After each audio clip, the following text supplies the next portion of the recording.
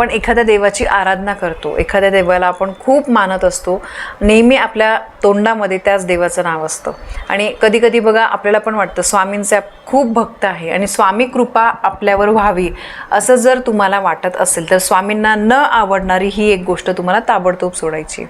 तर कुठली गोष्ट की जी सोडल्यामुळे आपल्यावर भरभरून स्वामी कृपा होईल ही माहिती मी तुम्हाला आजच्या व्हिडिओमध्ये देणार आहे।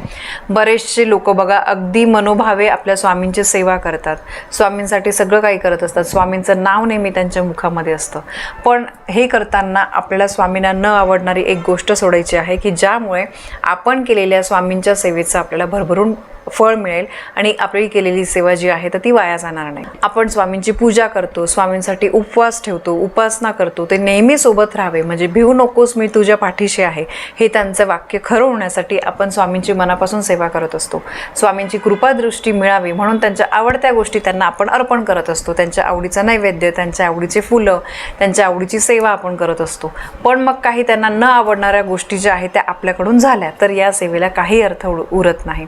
तर सगळ्यात पहिले म्हणजे स्वामींना कुठली गोष्ट आवडत नाही, कोणतंही कारण असो रागवू नका। बघा तुम्ही म्हणाल की ताई आपण माणूस आहे, आपल्याला कधीतरी राग येतो, हो मान्य आहे, पण बघा रागाचं पण एक काहीतरी लिमिट असतं। आपण रागवतो मान्य आहे, पण तो राग इतका पण असू नये की त्यामुळे समोरचा खूप दुखावून जाईल।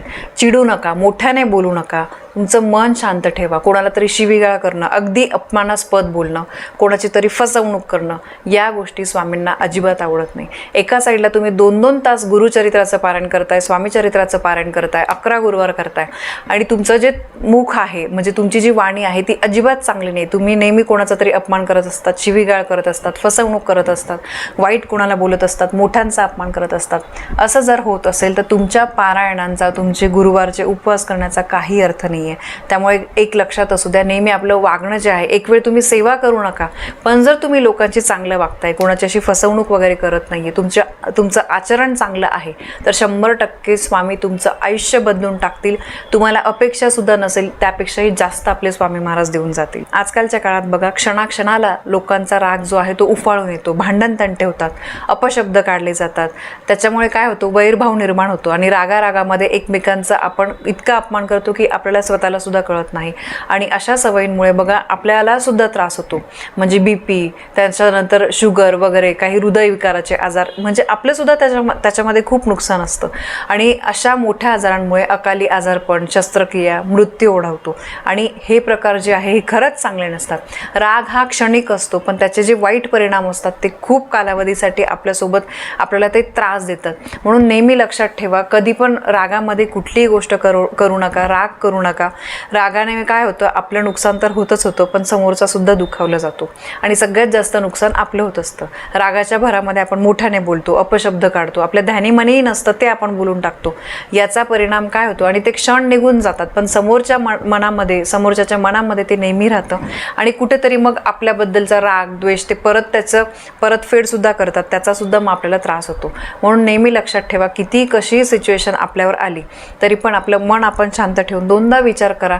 उगाचच रागाच्या भरामध्ये काहीतरी अपशब्द बोलले तर त्याचा वाईट परिणाम परत आपल्यालाच भोगावा लागतो आणि आपण जेवढा वाईट कोणाबद्दल तरी विचार करू तेवढे नकारात्मक गोष्टी, तेवढ्या अडीअडचणी, संकट, दुःख जे आहे ते आपल्या आयुष्यात येत असतात।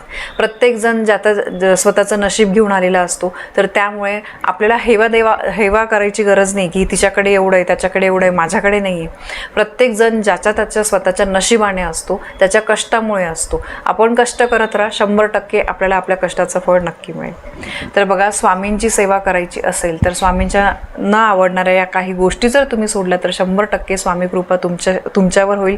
भिवू नकोस मी तुझ्या पाठीशी आहे याची प्रचिती तुम्हाला एक ना एक दिवस नक्की येईल। तर बघा ही माहिती तुम्हाला पटली असेल, व्हिडिओला लाईक करा, शेअर करा, आपल्या चॅनलवर नवीन असाल तर सबस्क्राईब नक्की करा। धन्यवाद। श्री स्वामी समर्थ।